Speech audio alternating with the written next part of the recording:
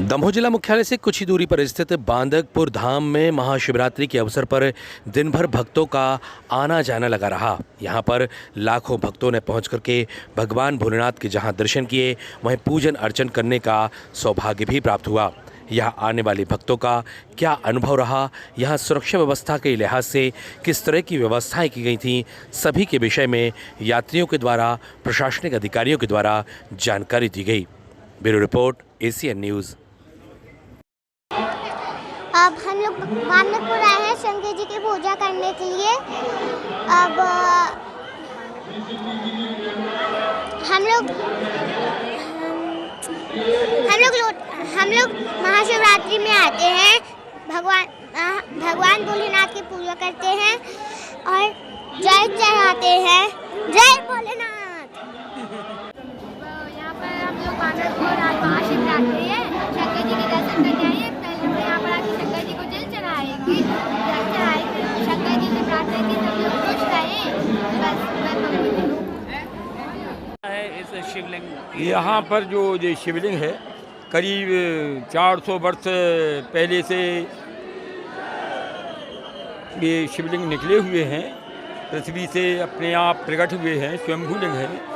हाँ, स्वयंभू हैं। और यहाँ पर मान्यता है जब लोग बरमान से नर्मदा जी से जल पैदल लेके कंधे पर धर के लाते हैं तो यहाँ पर भगवान शिव को जब जल चढ़ाया जाता, 1.25 लाख जल चढ़ जाता है तो उनकी अपने आप भगवान की ध्वजाएं जुड़ने लगती हैं, उनकी ज्योति मिल जाती है। और यहाँ पर जो बहुत पुरातन मंदिर है, हम लोग यहाँ बहुत पुराने समय से यहाँ पर करीब 300-400 वर्ष से हम लोग यहाँ पर पुजारी हैं। हमारे 2 परिवार हैं, दुबे परिवार, नायक परिवार। हम लोग यहाँ पर पुजारी, हम लोग पहले से देखते अनेक यहाँ पर चमत्कारिक घटनाएं हुई। अपने आप भगवान के जटाओं से दूध की धारा निकली और जैसे अकाल पड़ गया, पानी नहीं गिर रहा तो अपने आप जलेरी में जल भरा और रुद्राभिषेक हुआ तो अपने आप जल वृष्टि होने लगी, मनोकामना पूर्ण होती। यहाँ पर हाथा लगाया जाता भगवान के यहाँ, जिसकी जो भी कामना हो तो पुत्र प्राप्ति की कामना सबसे प्रथम यहाँ पर है। और जो भी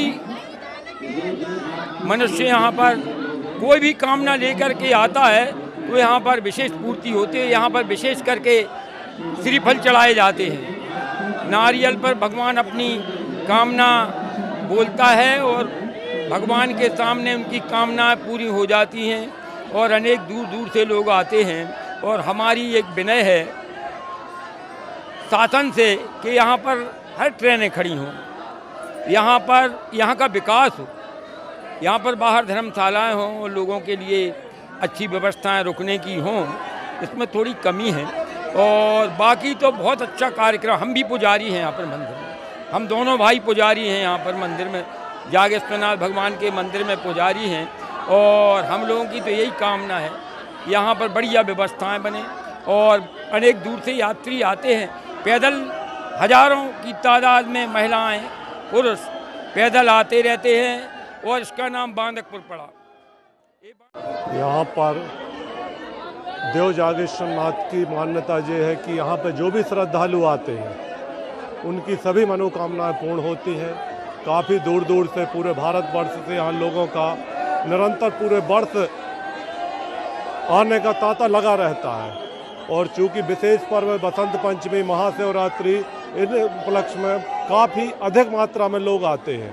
करीब लाखों की तादाद में शिवरात्रि के दिन लोग यहाँ दर्शन करने आते हैं।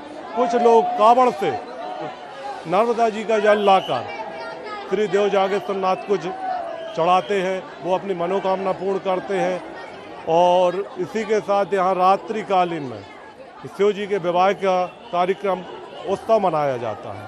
पूरा कार्यक्रम होता है, शादी का गठबंधन होता है शिव जी का, और तमाम जो वैवाहिक कार्यक्रम होते हैं उनको संपन्न किया जाता है। जागेश्वरनाथ मंदिर में आज 3 बजे से लगातार श्रद्धालुओं की भीड़ लगी हुई है।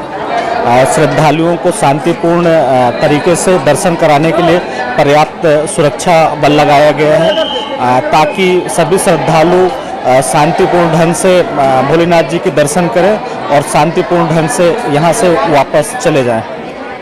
प्रशासन द्वारा सभी को रुकने की पर्याप्त व्यवस्था की गई है।